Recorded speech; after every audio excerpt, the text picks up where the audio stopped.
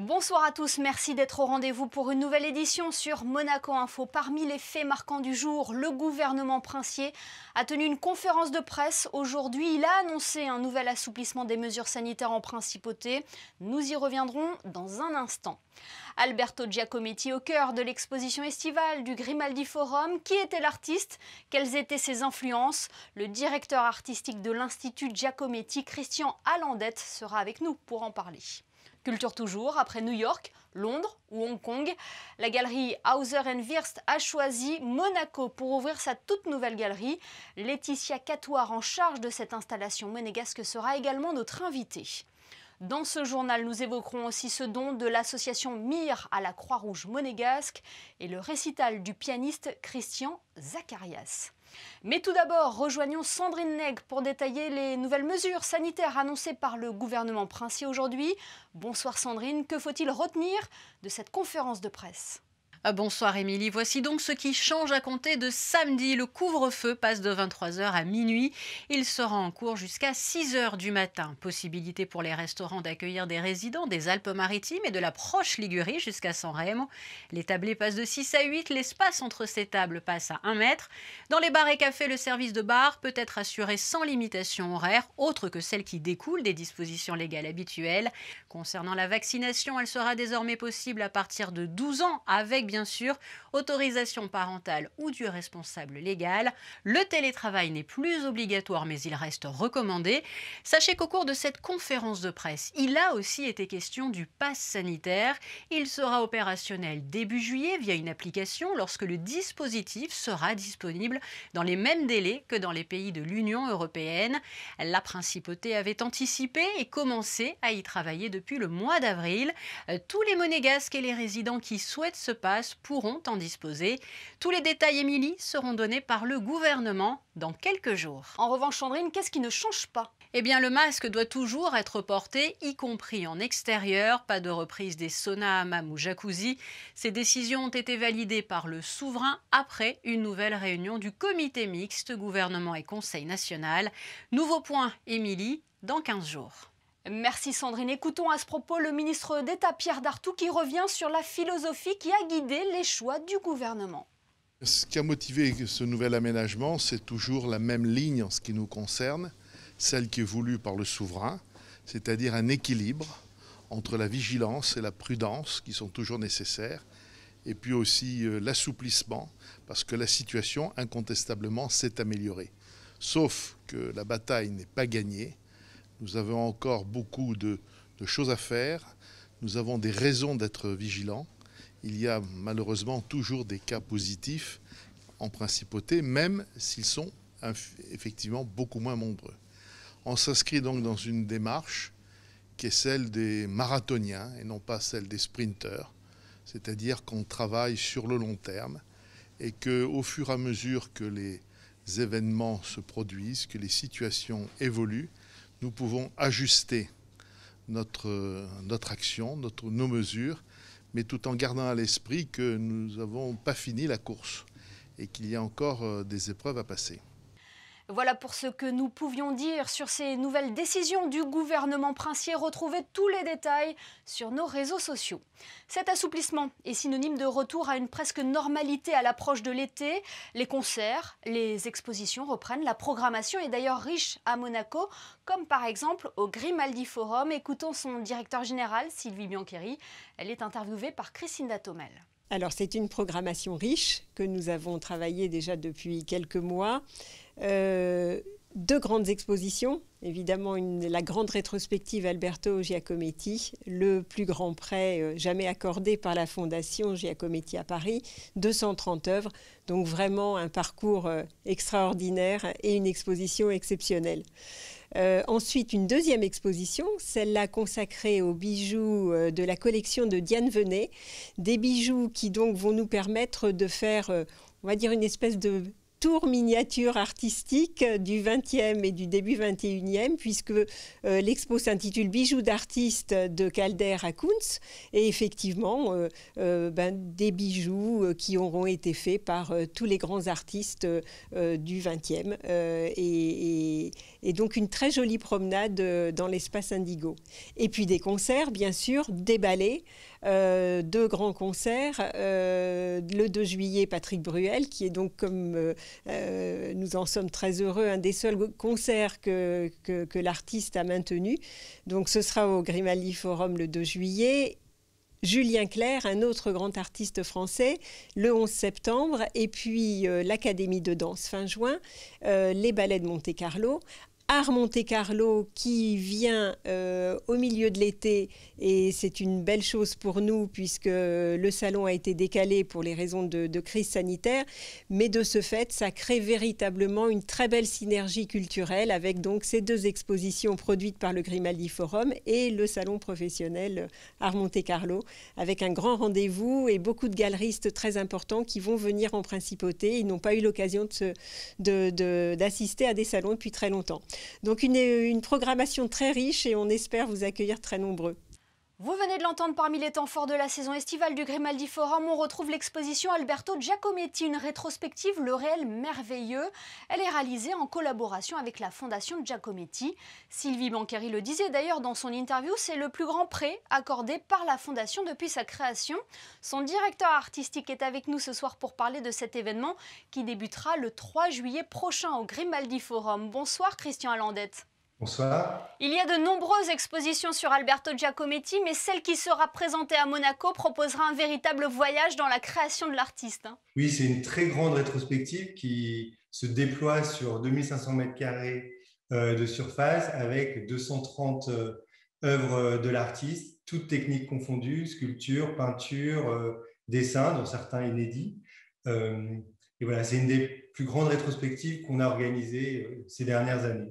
Qu'est-ce qui la différencie justement des autres rétrospectives que vous avez peut-être pu présenter dans d'autres lieux? Alors, cette rétrospective a été conçue sous l'angle du réel merveilleux, cette idée que Giacometti avait de s'émerveiller en fait des objets du quotidien, de simplement ce qu'il avait sous les yeux.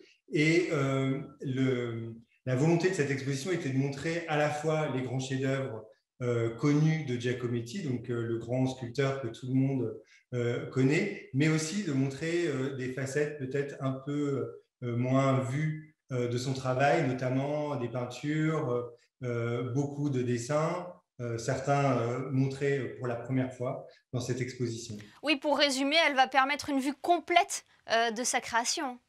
Voilà, c'est vraiment une grande rétrospective qui commence d'abord de manière chronologique, qui montre les étapes et la manière dont Giacometti peu à peu construit son style qui deviendra si identifiable auprès du grand public. Et puis ensuite, on est plutôt sur des thématiques. Cet artiste obsessionnel, en fait, qu'il revient toujours sur les mêmes sujets, la représentation d'un visage, le paysage, les figures en marche, comme l'homme qui marche, et dont on montre vraiment une œuvre exceptionnelle puisque c'est le plâtre que Giacometti avait travaillé dans son atelier. Mais donc le plâtre est évidemment exceptionnel puisqu'il est d'une très grande fragilité et ne voyage pas dans toutes les expositions. Alors, il est vrai que l'on retrouve souvent dans les œuvres d'Alberto Giacometti ces visages. Quelles étaient les influences de l'artiste et qui était en fait Alberto Giacometti? Alberto Giacometti, c'est vraiment un artiste qui va traverser l'histoire de la modernité, qui grandit dans une famille d'artistes. Son père est un peintre connu en Suisse, donc il commence à travailler comme son père en reproduisant les membres de sa famille, en dessinant les membres de sa famille. Et puis ensuite, il va vraiment travailler à partir des mêmes modèles régulièrement. Donc Diego, son frère, qui est le tout premier modèle, puisque dans l'exposition, on aura une des premières sculptures que Giacometti fait quand il est encore adolescent, le portrait de son frère Diego. Et jusqu'à la fin de la carrière, donc les dernières salles de l'exposition montrent vraiment une grande série de portraits de Diego. Son épouse aussi était un modèle. Hein. Et bien sûr, voilà, dans les grands modèles, à après la guerre, quand il épouse Annette Giacometti, bien sûr, c'est elle qui va poser pour Alberto, et c'est elle qui incarne aussi toutes les figures debout, hein, toutes ces grandes femmes nues qui font aussi partie des grandes icônes de Giacometti, sont faites à partir d'Annette. Alors, vous mettez à disposition de nombreuses œuvres de l'artiste. Comment s'est déroulée la collaboration entre la Fondation Giacometti et le Grimaldi Forum? En face de nous, on avait une équipe très professionnelle, très méticuleuse, très précise, donc ce qui pour nous est vraiment fondamental. Et puis ensuite, on a un espace qui est formidable, puisque c'est le rêve de n'importe quel commissaire d'exposition d'avoir un grand plateau vierge dans lequel on peut faire une exposition qui se construit sur mesure avec l'architecte de l'exposition, William Châtelain. Et donc là, il y a vraiment eu, non pas comme parfois dans des expositions, dans des musées où on doit adapter les sections aux salles du musée. Là, on part d'une grande feuille blanche et puis on déroule l'exposition et l'architecte construit les salles en fonction des œuvres. Oui, les expositions estivales du Grimaldi Forum sont toujours très attendues. Quel regard portez-vous sur le travail du centre culturel, mais surtout sur la place de la culture à Monaco? Alors justement, on est très fiers d'être au Grimaldi Forum, parce que l'exposition de Giacometti vient s'inscrire dans des grandes expositions monographiques des grands artistes de la modernité. Donc c'est assez exceptionnel effectivement de pouvoir montrer toutes ces œuvres-là dans la principauté de Monaco. Il y a aussi une très grande vitalité, hein, puisque effectivement les musées de Monaco ont une collection aussi extraordinaire. Et voilà, et cette exposition d'été, je pense que c'est vraiment un rendez-vous incontournable quand on est dans cette région. Un rendez-vous à découvrir à partir du 3 juillet, donc au Grimaldi Forum. Merci infiniment, Christian Alandete, d'avoir été avec nous ce soir. Merci à vous. Et sachez que les préventes pour cette exposition sont déjà disponibles au tarif de 6 € jusqu'au 30 juin. Le printemps est traditionnellement la période où les étudiants partent à la recherche d'un emploi pour la saison estivale. Oui, mais avec la crise sanitaire, est-ce que les offres sont au rendez-vous? Nous nous sommes rendus au service de l'emploi pour en savoir plus sur la situation. Fabien Bonnier a rencontré Emmanuel Cellario-Florio. Je vous propose de l'écouter. On voit que la situation sanitaire a eu un impact sur la préparation des recrutements, notamment pour la saison. Les années précédentes, pré-Covid, on va dire, la saison se préparait dès le mois de février pour être prêt pour le premier événement de la saison qui est le tennis. Mais cette année, on voit que les recrutements se font beaucoup plus tardivement. Notamment, les dernières mesures en vigueur depuis le 31 mai ont eu un fort impact. On est un peu plus sur de la prudence, donc les recrutements se font un petit peu plus en dernière minute. On a des jeunes qui sont inscrits auprès du service de l'emploi. On en a actuellement un peu plus de 75 de Monaco qui sont inscrits. Et on en a déjà 30% qui sont en solution d'insertion pour l'été. Quels sont les secteurs d'emploi qui marchent bien et ceux qui ne marchent pas du tout? Alors, c'est un peu différent des années précédentes, notamment pour le secteur administratif. On a pu avoir les années d'avant des employeurs qui recrutaient des jeunes pour des emplois saisonniers, pour de l'accueil, de l'archivage. Mais là, effectivement, avec les mesures actuelles et le travail à distance qui est obligatoire, typiquement, c'est un secteur qui, actuellement, ne recrute pas. En revanche, on voit que le secteur du commerce, pour des vendeurs saisonniers ou évidemment de l'hôtellerie-restauration, pour des serveurs, des commis, recrute actuellement. Il est donc encore temps de postuler. On rejoint Sandrine Neg pour le reste de l'actualité. On débute, Sandrine, par cet hommage au MCCC. Un hommage, oui, à la baronne Elisabeth Anne de Massy. Une allée porte désormais son nom au Monte-Carlo Country Club. Allée, vous le voyez, qui a été inaugurée par son Altesse Sérénissime, le prince Albert II et Mélanie Antoinette de Massy. L'allée mène de l'entrée au cours de tennis. La date n'a pas été choisie au hasard puisque la baronne nous a quittés au mois de juin 2020. Une plaque rappelle ses actions en faveur du tennis. Elle était, je vous le rappelle, notamment présidente du Monte-Carlo Country Club. Un mot à présent sur la visite officielle de la présidente de la Géorgie, ici à Monaco. Salomé Zourabashvili était en principauté. Oui, aujourd'hui, elle a été reçue au Palais Princier avec au programme un entretien dans le salon de famille. Audience sans caractère politique. Elle a été reçue sous le format d'une visite privée. La présidente était ensuite invitée ce soir à un dîner au musée océanographique intitulé « À la rencontre des Francs ». À titre de rappel, sachez que des liens entre Monaco et ce pays existent déjà. Son Altesse Sérénissime Sérénissime, la princesse Charlène s'était rendue sur place à l'automne dernier dans le cadre des actions menées par sa fondation.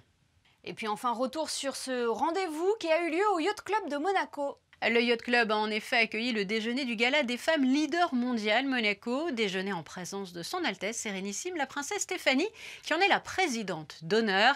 Les femmes leaders multiplient les actions responsables et solidaires afin de promouvoir sans cesse la place de la femme.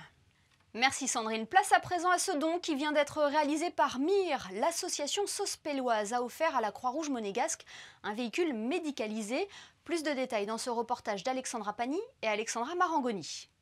Mir signifie paix en serbo-croate. L'association a vu le jour à Sospel en 1992. L'objectif du père Patrick Brudzon est de porter assistance aux personnes dans la précarité. Cette nouvelle camionnette, offerte par la Croix-Rouge monégasque, vient donc compléter la flotte des 11 véhicules de l'association, nécessaires pour les maraudes et l'épicerie solidaire. La camionnette est équipée pour fournir des soins médicalisés et dentaires. 30 bénévoles étaient présents pour la remise des clés de cette nouvelle camionnette en présence du prince souverain. Un camion pour organiser des consultations médicales dans la rue. Consultations médicales et dentaires, ça c'est un peu particulier. Voilà, donc nous allons commencer cet été. Les médecins disent que sur 6 patients qu'ils voient dans la rue, il y en a 4 qui ont besoin de soins dentaires absolument urgents. Depuis 10 ans, un bus chapelle offert par le souverain sillonne également les rues niçoises une fois par mois pour proposer la messe aux sans-abri. New York, Londres, Hong Kong et désormais Monaco, la galerie Hauser & Wirth a choisi la principauté pour ouvrir un nouvel espace d'exposition. Espace qui ouvrira ses portes le 19 juin prochain. Laetitia Catoire est en charge de l'installation monégasque. Elle est avec nous ce soir pour en parler. Bonsoir. Bonsoir. Vous êtes déjà présent dans différentes grandes villes à travers le monde. Pourquoi avoir décidé de vous implanter ici à Monaco ? Alors Monaco est apparu comme une destination évidente pour Hauser & Wirth. En effet, depuis les débuts de la galerie, nous avons toujours non seulement ouvert des espaces dans des grandes villes, des métropoles, mais aussi dans des destinations saisonnières. Et nous avons ainsi des galeries dans des cités comme Londres ou New York, mais également des espaces et des centres d'artistes dans la campagne anglaise, dans le Somerset, ou à Saint-Moritz en Suisse. Et Monaco s'inscrit donc dans cette lignée de destinations saisonnières de prestige. Et puis, il ne faut pas oublier que, bien sûr, la Côte d'Azur a toujours été une source d'inspiration et une destination pour les artistes eux-mêmes. Nous avons de nombreux exemples au cours du XXe siècle et nous espérons que cela continuera avec nos artistes. Alors, c'est un bel espace dont vous disposez qui ouvrira ses portes très prochainement. Oui, alors nous ouvrons le 19 juin prochain. Nous sommes dans des espaces absolument magnifiques, juste à côté de la place du Casino, dans le One Monte Carlo. Nous avons la grande chance d'avoir une salle de 300 mètres carrés avec des murs de 9 mètres de haut et un éclairage zénithal qui vont faire le bonheur de nos artistes et des successions d'artistes qui vont travailler avec nous. Alors, Hauser & Wirth est présenté comme étant une méga galerie internationale. Qui se cache derrière ces deux noms ? Derrière les noms de Hauser & Wirth, nous avons Ivan et Manuela Wirth ainsi que Ursula Hauser, qui sont les fondateurs de la galerie en 1992. À ce trio s'ajoute en 2000 Marc Payot, qui, avec eux, lance les galeries aux États-Unis et qui les dirige aujourd'hui. Et qu'est-ce qui fait sa différence par rapport aux autres galeries ? Est-ce qu'il y a une touche Hauser & Wirth ? La touche Hauser & Wirth, c'est que nous travaillons avec des artistes extraordinaires. Nous représentons plus de 80 artistes et successions d'artistes, mais nous avons aussi une activité de publication et d'édition. Nous organisons des expositions avec des commissaires-priseurs et des historiens de renom, mais nous avons aussi une activité de publication et d'édition depuis les débuts de la galerie, ainsi que toutes sortes d'activités d'éducation. Et nous sommes maintenant également très investis dans tout ce qui est développement durable. Alors, l'univers artistique de Louise Bourgeois a été choisi pour inaugurer les lieux, une exposition intitulée « Maladie de l'amour ». Est-ce que vous pouvez nous en dire plus sur cette exposition ? Alors, Louise Bourgeois est une artiste avec laquelle la galerie travaille depuis 1996. Et nous éclorons dans cette exposition inaugurale le thème du couple et de la relation à autrui, qui sont des thèmes que Louise a développés tout au long de sa carrière et qui vont être illustrés à travers l'exposition par un ensemble de dessins, de sculptures et d'installations. Et en parallèle de l'exposition, nous avons une superbe sculpture monumentale qui va être présentée dans les jardins des Boulingrins avec le thème de l'araignée qui était un hommage à sa mère. Une exposition à découvrir donc à partir du 19 juin prochain. Merci Laetitia Catoire d'avoir été notre invitée. Merci. De la culture, on passe au sport avec vous, Sandrine Nègre. La Roca Team accueille un nouveau joueur pour la fin de saison, Sandrine. L'ASM Basket a annoncé, la signature pour la fin de saison de l'intérieur autrichien d'origine slovène, Racid Mahalbazic. Il signe en tant que pigiste médical de Will Yegete, qui ne sera pas en mesure de rejouer cette saison. Racid Mahalbazic est un intérieur solide et complet, doté de bonnes mains et passeur réputé. Et la Roca Team victorieuse en Jeep Elite hier soir. Avec le succès, dans le nord de la France, mercredi soir, en s'imposant face à l'équipe du BCM Gravelines Dunkerque. Score final pour ce match à l'extérieur 74-91. Les Rouges et Blancs ont donc dominé l'équipe des Hauts-de-France sur le parquet du Sportica, grâce notamment à un troisième quart-temps mené en mode turbo. Et restons à Gravelines pour saluer cette très belle performance. Oui, Émilie, c'est là-bas que se déroulent jusqu'au 13 juin les championnats de France au libre. Elisa Pou y participe. Elle a décroché la première place du 10 km dames. Titre remporté après 2 heures 2 minutes et un peu plus de 51 secondes. Nous suivons régulièrement ses performances. Sachez donc que nous vous tiendrons au courant aussi de ses autres courses. Musique à présent avec ce concert de l'Orchestre des Carabiniers du Prince, Sandrine. Sur le toit précisément du lycée Albert Ier, le rendez-vous avait lieu mercredi soir. Objectif, offrir de beaux instants musicaux à tous les invités, mais pas seulement, car l'orchestre cherche aussi à communiquer. Il est en pleine période de recrutement et cherche donc de nouveaux musiciens. Avis à tous les jeunes garçons qui sont en terminale et qui s'apprêtent à passer le bac. Après l'avoir obtenu, une carrière se décide peut-être pour eux au sein de l'orchestre. Enfin, ce concert était aussi caritatif, car au profit du club H2O. Et le compte à rebours est lancé J-8 avant la 60e édition du Festival de télévision de Monte-Carlo. Et avis donc à ces amateurs, puisque les organisateurs font savoir que la fan zone a été exceptionnellement repensée cette année. Des modifications qui poursuivent 2 buts, vous garantir un accès aux barrières et assurer l'ensemble de la sécurité des festivaliers. Vous pouvez dès à présent réserver votre espace via votre compte, sinon toutes les informations sont dévoilées sur le site officiel, le www.tvfestival.com. Le Festival de télévision de Monte-Carlo, un événement que vous pourrez suivre également sur Monaco Info. Musique, après avoir notamment dirigé l'Orchestre Philharmonique de Monte-Carlo le 14 février dernier, le pianiste Christian Zacharias était de retour en principauté pour donner un récital de piano à l'Auditorium Régnier 3. José Sacré et Serge Prémont y ont assisté, voyez leur reportage. Le public de l'Auditorium Régnier 3, debout, applaudit à tout rompre le récital de piano que vient de lui offrir le chef d'orchestre et pianiste Christian Zacharias, son premier récital depuis octobre 2019. Ça vous a manqué de jouer? Au début, non. Je suis très franc parce que j'ai un super jardin. J'ai jamais fait du sabbatique. J'ai eu tout d'un coup la chance de voir mon jardin d'un jour à l'autre, suivre toute l'année. Parce que j'étais toujours parti. Et maintenant, je suis parti de nouveau. Juin, c'est en Angleterre et en Allemagne, c'est le meilleur mois. Bien sûr, les rosiers commencent, tout commence. Et maintenant, malheureusement, pour mon jardin, je ne serai pas là.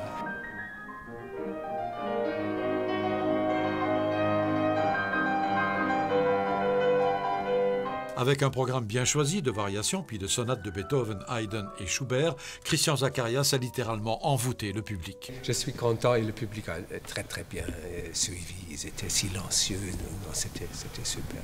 Ce qui est presque, comme je dis, plus fascinant, c'est s'il y a une certaine musique qui finit et qui dit « Non, vous pouvez même aller à la maison maintenant. Gardez ça, gardez cette fin. » La résonance d'une fin et pas essayer de...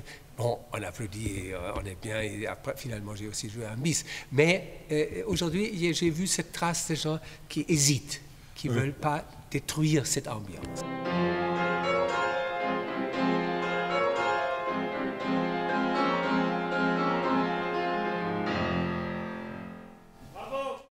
Avant de nous quitter, jetons un coup d'œil sur les prévisions météo. Quelle est la tendance pour la journée de vendredi, Sandrine ? À la fin de semaine s'annonce belle. La journée de vendredi sera placée sous le signe du soleil. Quelques nuages par instant, mais sans menace. Mercure estival avec 17 et 25 degrés au meilleur de la journée. Demain, Émilie, nous fêterons les Barnabés. Merci Sandrine et merci à vous de nous être fidèles chaque soir sur Monaco Info. Je vous rappelle le principal titre de ce journal, l'assouplissement des mesures sanitaires en principauté, et ce à partir de samedi. Retrouvez tous les détails sur nos réseaux sociaux. Ce journal est à présent terminé. On se quitte avec les photos de Manuel Vitali du concert caritatif donné par l'Orchestre des Carabiniers du Prince. À demain pour une nouvelle édition sur Monaco Info. Excellente soirée à tous.